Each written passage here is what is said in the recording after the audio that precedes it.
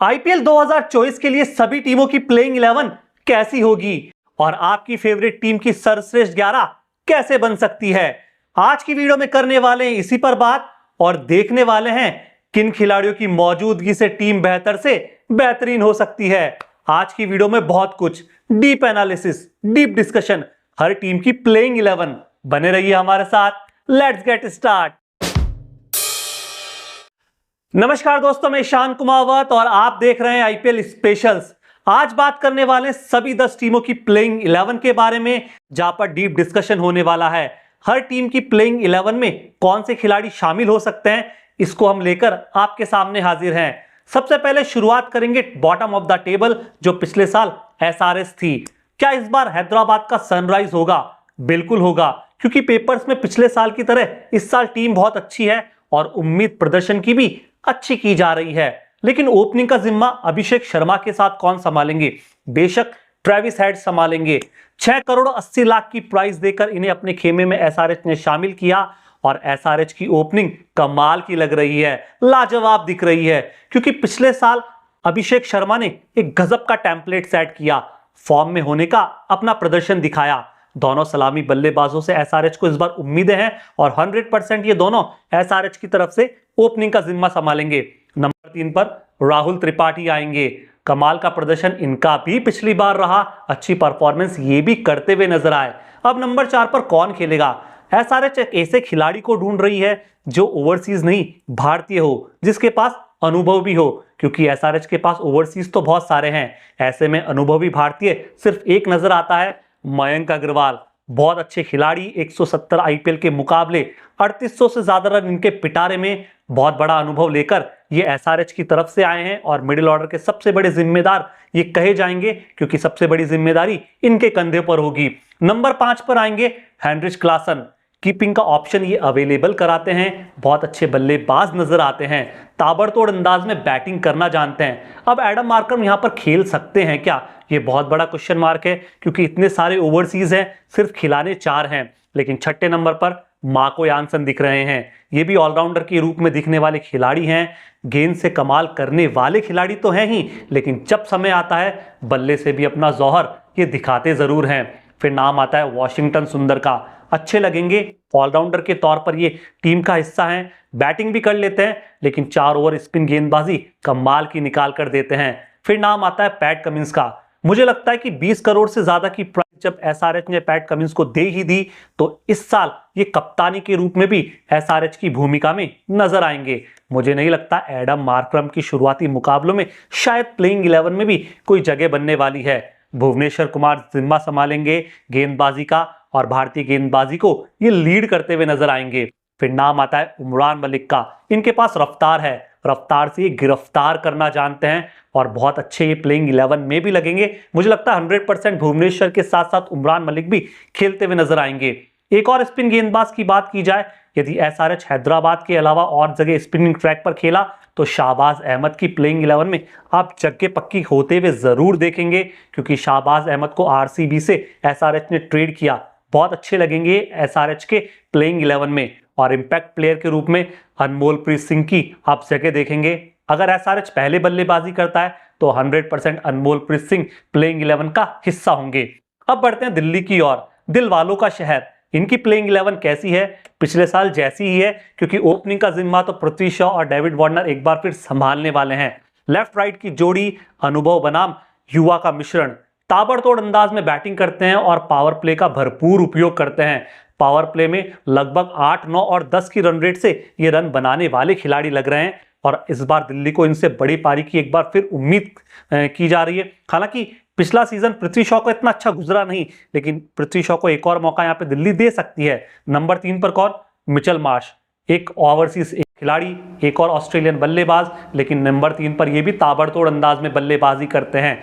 Delhi Capitals के top 3 के बल्लेबाज इतने तेज तर्रार हैं, ऐसे बहुत कम फ्रेंचाइजीज में टॉप 3 वाले बैट्समैन नजर आते हैं। ऋषभ पंत हुए तो नंबर 4 पर बेशक खेलेंगे, टीम की कप्तानी का जिम्मा भी संभालेंगे। लेकिन अगर ऋषभ पंत 100% फिट नहीं हुए तो कुशाग्र को यहाँ पर आप खेलते हुए देखेंगे। कुमार कुशाग्र को भी एक बहुत बड़ी प्राइस देकर दिल्ली ने अपने खेमे में शामिल किया।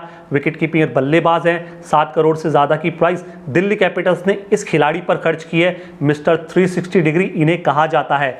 डोमेस्टिक सर्किट में कमाल का प्रदर्शन इनका रहा, रन बना के आए, अच्छे ये लगेंगे अगर ऋषभ पंत को रिप्लेस करते हुए दिखे, क्योंकि उम्मीदें बहुत बड़ी है। अब नंबर 5 पर ऐसा कौन बल्लेबाज होगा? मुझे लगता है ओवरसीज बल्लेबाज होगा, क्योंकि दिल्ली कैपिटल्स का मिडिल ऑर्डर बहुत कमजोर लग रहा है। ऐसे में एक ओवरसीज बल्लेबाज इस कमजोरी को दूर कर सकता है। हैरी ब्रुक वो नाम होगा, अनुभव लेकर आते हैं, इंटरनेशनल टच इनके पास दिखता है और बहुत अच्छे लगेंगे जब नंबर 5 पर बल्लेबाजी करेंगे। सुमित कुमार भी आपको यहाँ खेलते हुए नजर आएंगे, ऑलराउंडर की भूमिका में दिखेंगे, लेकिन बैटिंग ऑलराउंडर के तौर पर ये नंबर 6 पर बहुत अच्छा प्रदर्शन कर सकते हैं और दिल्ली इन्हें 100% मुझे लगता है प्लेइंग 11 में जगह ज़रूर देगी। फिर नाम आता है अक्षर पटेल का, ऑलराउंडर की भूमिका में ये भी खिलाड़ी है, पिछला सीज़न बहुत अच्छा इनका भी गुजरा, रन भी बनाए, विकेट भी लिए और इस समय जगह को सीमेंट करते हुए भी दिख रहे हैं। बहुत बड़े दावेदार हैं, 100% खेलेंगे ज़रूर। कुलदीप यादव भी 100% टीम का हिस्सा होंगे, क्योंकि देखा गया कि जब अरुण जेटली मैदान पर दिल्ली कैपिटल्स अपने 8 मुकाबले खेलेंगी, वहाँ आपकी red soil pitch, Kuldeep Yadav की गेंदबाजी अंडर द लाइट अगर टर्न हुई तो 100% कुलदीप यादव विकेट चटकाते हुए दिखेंगे। एंड्रिच नोकिया यहाँ पर एक और खिलाड़ी दिख रहे हैं जो टीम का हिस्सा होंगे, ओवरसीज खिलाड़ी हैं। लुंगी नगीरी की भी एक जगह बनती हुई यहाँ पे दिख रहे हैं क्या? मुझे शायद मुश्किल लग रहा है, क्योंकि ओवरसीज के 4 स्लॉट है। ऐसे में एंड्रिच नोकिया, लुंगी नगीरी में से कोई एक खिलाड़ी यहाँ पर खेलता हुआ दिखेगा। मुकेश कुमार आपको यहाँ खेलते हुए दिखेंगे ललित यादव, और मुझे लगता है कि इम्पैक्ट प्लेयर के रूप में यदि दिल्ली पहले गेंदबाजी करनी उतरा तो खलील अहमद की जगह बन सकती है। अब दोस्तों बात करते हैं पंजाब की पुत्रों की, कमाल के खिलाड़ी हैं, शेर हैं, रन बनाने वाले, विकेट चटकाने वाली टीम दिख रही है। पेपर्स में तो बहुत अच्छी लग रही है, ओवरसीज़ का बहुत अच्छा कॉम्बिनेशन यहाँ पर भी है, लेकिन ओवरसीज़ के कौन से 4 खिलाड़ी खेलेंगे, ये सबसे बड़ी सरदर्दी शिखर धवन पर होने वाली है। लेकिन शिखर धवन के साथ ओपनिंग करेंगे Prabhsimran Singh. Jonny Bairstow option में अवेलेबल ज़रूर हैं, लेकिन मैं यहाँ प्रभसिमरन को शिखर के साथ इसलिए चुन रहा हूँ क्योंकि फिर मिडिल ऑर्डर में ओवरसीज़ की अच्छी आपको अवेलेबिलिटी नजर आएगी। वाइली रूसो नंबर 3 पर आपको बल्लेबाजी करते हुए दिख सकते हैं। फिर मुझे लगता है जितेश शर्मा नंबर 4 पर आपको पोजीशनिंग संभालते हुए दिखेंगे। फिर नाम आता लियाम लिविंगस्टन का, ये बहुत बड़े खिलाड़ी हैं। नंबर 5 पर इनकी जिम्मेदारी और भी बढ़ जाती है, क्योंकि मिडिल ऑर्डर का जिम्मा तो होगा, जैसे जैसे गेम अंतिम ओवर तक जाएगा वहाँ पर लियाम लिविंगस्टन की भूमिका और बढ़ जाएगी, क्योंकि फिनिशर की भूमिका में भी ये नजर आने वाले हैं। 2 ओवरसीज खिलाड़ी हैं, सिकंदर रजा या सैम करन, दोनों में से एक ही बल्लेबाज खेलता हुआ नजर आएगा। अगर पिच स्प्रिंग ट्रैक हुई तो सिकंदर रजा खेलते हुए दिखेंगे, यदि तेज गेंदबाजों को मदद करने वाली हुई तो सैम करन आपको खेलते हुए नजर आएंगे। यही कंडीशन हरप्रीत बरार और विद्वत कवेरप्पा के साथ आप देखने को मिलेंगे, क्योंकि दोनों ही खिलाड़ियों में से एक प्लेयर आपको प्लेइंग 11 में नजर आएगा। स्पिनिंग ट्रैक हुआ तो हरप्रीत बरार, नहीं तो विद्वत कवेरप्पा। कगिसो रबाड़ा और नेथन एलिस में से भी चॉइस करना होगा कि किसे खिलाएं, क्योंकि यहाँ पर ओवरसीज़ की बहुत ज़्यादा भरमार है, सभी के सभी बेस्ट हैं। मुझे लगता है कि एक्सपीरियंस के साथ शायद कगिसो रबाड़ा जा सकते हैं, लेकिन अगर अवेलेबिलिटी नहीं हुई तो नेथन एलिस को डेफिनेटली शिखर धवन और मैनेजमेंट खिलाएंगे। हर्षल पटेल 100% टीम का हिस्सा होंगे। 11 करोड़ से ज़्यादा की प्राइस देकर इन्हें अपनी टीम में शामिल जो किया गया। अर्शदीप सिंह, अच्छी परफॉर्मेंस साउथ अफ्रीका के दौरे पे की, विकेट चटकाते हुए नजर आए और 100% प्लेइंग 11 में ये जगह बनाते हुए दिख रहे हैं। राहुल चाहर यहाँ पे स्पिन का बहुत अच्छा मिश्रण लेकर आएंगे। स्पिनिंग ट्रैक हुआ तो राहुल चाहर खतरनाक साबित हो सकते हैं, खिलाड़ी के पास अनुभव भी है। मुझे लगता है कि इम्पैक्ट प्लेयर के रूप में आशुतोष शर्मा को शामिल किया जा सकता है। यदि पंजाब पहले बल्लेबाजी करने उतरा तो डेफिनेटली आशुतोष शर्मा प्लेइंग 11 का हिस्सा होंगे, और आशुतोष शर्मा वो खिलाड़ी हैं जिन्होंने इस साल युवराज सिंह की फास्टेस्ट 50 का रिकॉर्ड तोड़ा, 11 गेंदों में 50 ठोका। अब दोस्तों बढ़ते हैं आगे कोलकाता की ओर। केकेआर, क्या केकेआर तैयार है? कागजों में तो तैयार लग रही है, और इस बार की जो प्लेइंग 11 बनेगी वो भी धांसू बनने वाली है। लेकिन प्रॉब्लम है कि जैसन रॉय के साथ ओपनिंग कौन करेगा? क्या रहमानुल्लाह गुरबाज ओपन करेंगे? अगर गुरबाज ओपन करेंगे तो फिर नीचे एक ओवरसीज खिलाड़ी कम खेलेगा। मुझे लगता है कि यहाँ पे जैसन रॉय के साथ शुरुआत में वेंकटेश अय्यर ओपनिंग करते हुए दिख सकते हैं। नंबर 3 पर नीतीश राणा आएंगे, बहुत अच्छे लग रहे हैं, काफ़ी समय से केकेआर को अपनी सर्विसेज दे रहे हैं और इस पोजीशन पे बहुत अच्छे दिखते भी हैं। नंबर 4 पर आएंगे श्रेयस अय्यर, T20 इंटरनेशनल में भी नंबर 4 की पोजीशनिंग पर बल्लेबाजी करते हैं। फॉर्म में हैं, रन बना के आएंगे, कप्तान है टीम का और 100% यहाँ पर ही इनकी परफॉर्मेंस देखने लायक होगी। आंद्रे रसल नंबर 5 पर आपको बल्लेबाजी करते हुए दिखेंगे और प्लेइंग 11 का हिस्सा होंगे। शायद अगर अच्छी परफॉर्मेंस नहीं रही तो बाद के मुकाबलों में इन्हें बदला भी जा सकता है, रिप्लेस भी किया जा सकता है, लेकिन नंबर 6 पर आने वाले रिंकू सिंह रिप्लेस वाले नहीं हैं, रन बनाने वाले हैं, ताबड़तोड़ अंदाज में रन बनाने वाले, और इनकी इस साल की फॉर्म तो लाजवाब दिख रही है। अगर शुरुआत में हमने जो बात की ऊपर वाले सेगमेंट में कि अगर रहमानुल्लाह गुरबाज नहीं खेले तो फिर के.एस. भरत 100% आपको प्लेइंग 11 में खेलते हुए दिखेंगे मिचेल स्टार्क, जिन्हें इस बार के आईपीएल ऑक्शन में सबसे ज़्यादा पैसे दिए, इंडियन इतिहास में सबसे ज़्यादा प्राइस मिचेल स्टार्क पर लगा, 24 करोड़ से ज़्यादा की रकम इन्होंने अपनी झोली में डाली। 100% ये गेंदबाजी को लीड करते हुए दिखेंगे और प्लेइंग 11 में तो खेलेंगे ही। फिर नाम आता है सुयश शर्मा का, वरुण चक्रवर्ती का, स्पिनिंग ट्रैक, ईडन गार्डन का मैदान, ये दोनों 100% प्लेइंग 11 का हिस्सा होंगे। और मुझे लगता है कि इम्पैक्ट प्लेयर के रूप में हर्षित राणा या वैभव अरोड़ा में से किसी एक को खिलाया जा सकता है। अब दोस्तों बढ़ते हैं आगे और चलते हैं बेंगलोर की ओर, जहां पर चैलेंजर्स अपना रॉयल चैलेंज दिखाने को तैयार है। ऑक्शन टेबल पर बहुत बेकार परफॉर्मेंस रहा, अच्छी खरीदारी इन्होंने नहीं की और उसी का नतीजा है बॉलिंग डिपार्टमेंट एक बार फिर कमज़ोर नज़र आता है। लेकिन ओपनिंग करते हुए फाफ डुप्लेसिस के साथ विराट कोहली आएंगे और फिर दिखेंगे कैमरॉन ग्रीन। हो सकता है कि यहाँ पर आपको ग्लेन मैक्सवेल भी दिखे। आरसीबी का केजीएफ कमाल का है। अब कैमरॉन ग्रीन की वापसी के बाद टॉप 4 में 3 ओवरसीज़ हैं और इन टॉप 4 पर आरसीबी की पूरी बल्लेबाजी डिपेंड रहने वाली है, क्योंकि जब नंबर 5, 6 और 7 पर आप देखेंगे तो इतना मैच्योर और इतनी इनफॉर्म खिलाड़ी आपको नज़र नहीं आएंगे। हालांकि दिनेश कार्तिक ज़रूर है, 2022 का सीज़न अच्छा गुजरा, फिनिशर की भूमिका में बहुत अच्छे लगे, लेकिन 23 वाला सीज़न ऑन एन एवरेज ठीक ठाक ही रहा। महिपाल लॉम्ब्रोर आपको प्लेइंग 11 का हिस्सा दिखेंगे, बतौर ऑलराउंडर टीम का हिस्सा है, लेकिन ये खिलाड़ी बहुत अच्छा है। अगर इन्हें पूरे मैच खिलाए गए तो 100% ये अपना पोटेंशियल ज़रूर दिखाएंगे। अनुज रावत आपको यहाँ खेलते हुए नजर आएंगे। मोहम्मद सिराज, जिन पर गेंदबाजी का सबसे बड़ा जिम्मा होगा, क्योंकि आरसीबी की बॉलिंग लाइनअप काफ़ी कमज़ोर दिख रही है, बहुत साधारण नज़र आ रही है। फिर नाम आता है वैशक विजय कुमार का, ये खिलाड़ी भी आपको प्लेइंग 11 का हिस्सा दिखेंगे। लॉकी फर्ग्यूसन 100% खेलते हुए नजर आएंगे। अगर ऐसा नहीं हुआ तो अल्जारी जोसेफ खेलेंगे, क्योंकि बहुत बड़ी रकम अल्जारी जोसेफ पर आरसीबी ने खर्च कर दी। समझ से परी एक और डील रही जहाँ पे यश दयाल को अपने खेमे में शामिल किया।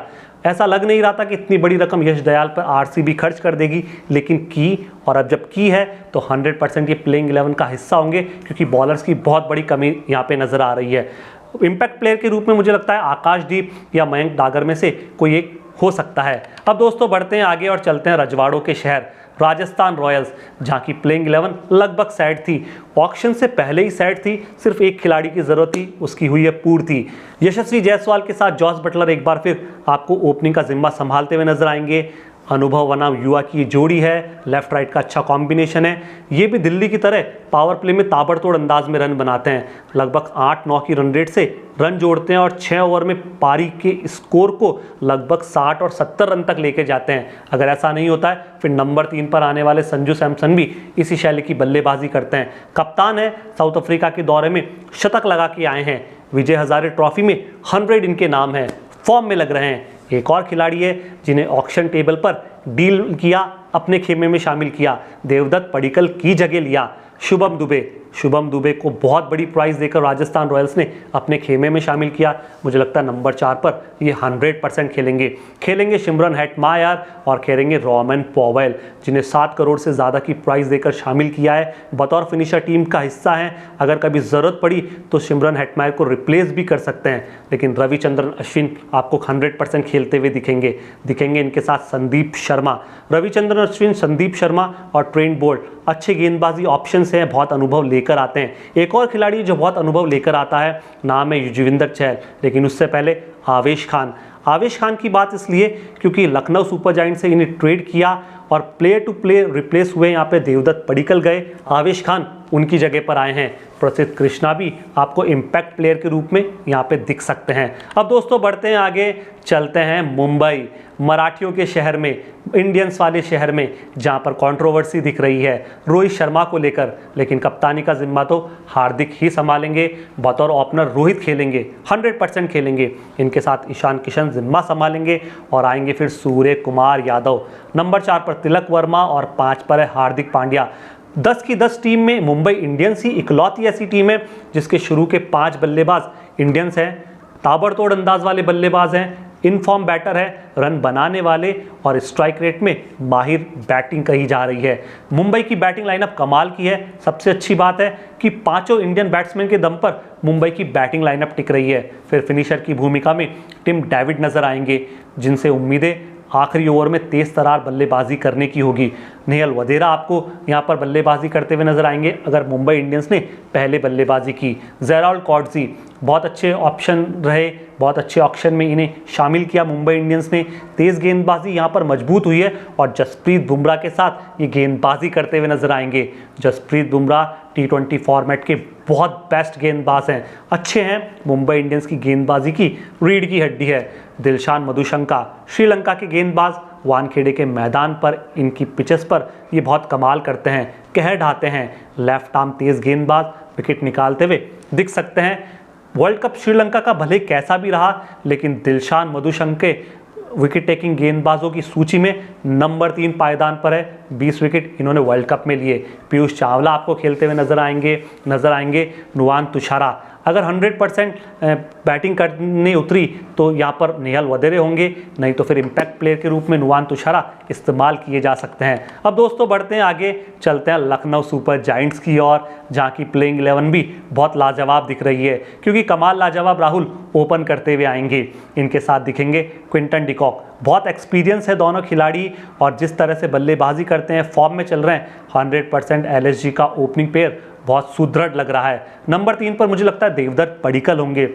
RR के लिए नंबर 4 पर बल्लेबाजी करते थे, लेकिन LSG के लिए नंबर 3 पर आएंगे। मुझे लगता है कि टॉप ऑर्डर के जिस शैली के बल्लेबाज देवदत्त पडिक्कल है, LSG इनकी बल्लेबाजी का 100% उपयोग लेगी और नंबर 3 पर इन्हें खिलाएगी। नंबर 4 पर आयुष बदोनी खेलेंगे। दीपक हुडा शायद मुझे लगता है कि शुरुआती मुकाबलों में टीम की प्लेइंग 11 में जगह बनाने में नाकामयाब रहे, क्योंकि पिछला सीजन इतना अच्छा गुजरा नहीं और जो टीम है, स्क्वाड है, वहाँ पे बहुत धांसू खिलाड़ी नज़र आ रहे हैं। फिर नाम आता है कुणाल पांड्या का, ये आपको नंबर 5 पर बल्लेबाजी करते हुए दिखेंगे, गेंदबाजी भी करेंगे क्योंकि बतौर ऑलराउंडर टीम का हिस्सा है। निकलस पूरन ताबड़तोड़ अंदाज में बल्लेबाजी करते हैं, फिनिशर की भूमिका में तो दिखेंगे, लेकिन ज़रूरत पड़ी तो नंबर 3 और 4 पर भी आके ये ताबड़तोड़ अंदाज में अपना कहर बरपा सकते हैं।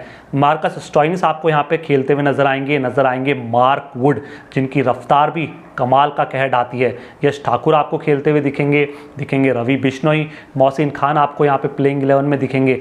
हो सकता है कि शिवम मावी या अमित मिश्रा में से किसी एक को इम्पैक्ट प्लेयर के रूप में LSG इस्तेमाल करे।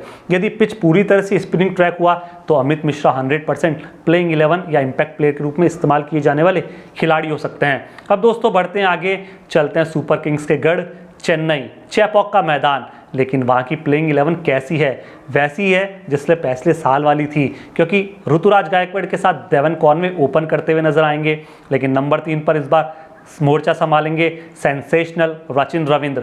कमाल का ऑक्शन रहा, कम प्राइस में चेन्नई को मिल गए, चेन्नई की सबसे बड़ी जीत है और नंबर 3 पर आकर ये टीम को मजबूती भी प्रदान करेंगे। 4 पर अजिंक्य रहाणे आएंगे, एक्सपीरियंस पूरा लेकर आते हैं और नंबर 4 पर बहुत अच्छी तरह से टीम को संभाल सकते हैं।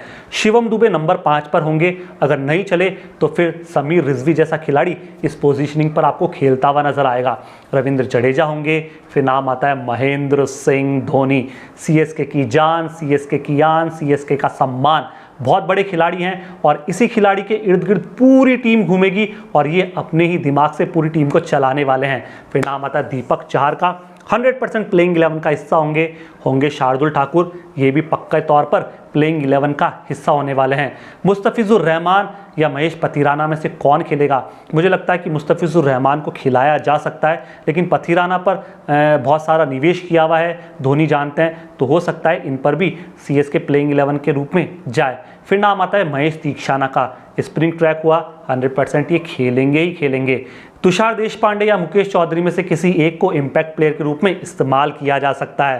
At last but not the least, Gujarat Titans पिछले साल के रनर अप और 2022 के चैंपियन ओपन शुभमन गिल, इनके साथ रिद्धिमान शाह, बहुत अच्छी जोड़ी है और 2 साल से बहुत अच्छी सर्विसेज गुजरात टाइटंस को दे रहे हैं। अब केन विलियमसन फिट हैं, टीम का हिस्सा है, तो मुझे लगता है नंबर 3 पर ये खिलाड़ी बल्लेबाजी आपको करते हुए दिखेंगे। नंबर 4 पर साई सुदर्शन आएंगे। हार्दिक पांड्या नहीं है तो डेविड मिलर उनकी जिम्मेदारी संभालेंगे और ताबड़तोड़ अंदाज में आपको बल्लेबाजी करते हुए नजर आएंगे। विजय शंकर आपको यहाँ खेलते हुए नजर आएंगे। फिनिशर की भूमिका में शाहरुख खान दिखेंगे। तो क्या राहुल तेवतिया नहीं खेलेंगे? शायद उनकी जगह यहाँ पर बनते हुए मैं देख नहीं रहा हूँ। राशिद खान, करामाती खान, गेंद से कमाल करना होगा। समय समय पर बल्लेबाजी से तो ये जौहर दिखाते ही हैं, लेकिन इस बार इन्हें गेंद से कुछ विकेट निकाल कर देने होंगे। सबसे बड़ी बात, मोहम्मद शमी, सेंसेशनल शमी, अहमदाबाद की पिचेस पर विकेट निकालने वाले खिलाड़ी हैं और इन फॉर्म लग रहे हैं। अब इनका साथ देंगे मोहित शर्मा, जो डेथ ओवर्स में विकेट निकालते हैं, रन बचाते हैं, काफ़ी कंजूस गेंदबाज कहे जाते हैं। स्पेंसर जॉनसन भी आपको यहाँ खेलते हुए नजर आएंगे। अगर ऐसा नहीं हुआ तो जोशुआ लिटिल 100% टीम का हिस्सा होंगे। At last but not the least, यदि गुजरात टाइटंस पहले गेंदबाजी करने उतरा तो उमेश यादव इम्पैक्ट प्लेयर के रूप में इस्तेमाल होने वाले खिलाड़ी हो सकते हैं। ये तो थी दोस्तों सभी टीमों की ओर से हमारी प्लेइंग 11 और हमारी राय, लेकिन आपकी क्या राय है? कमेंट बॉक्स में अपनी राय ज़रूर दें। शुक्रिया, बहुत बहुत धन्यवाद।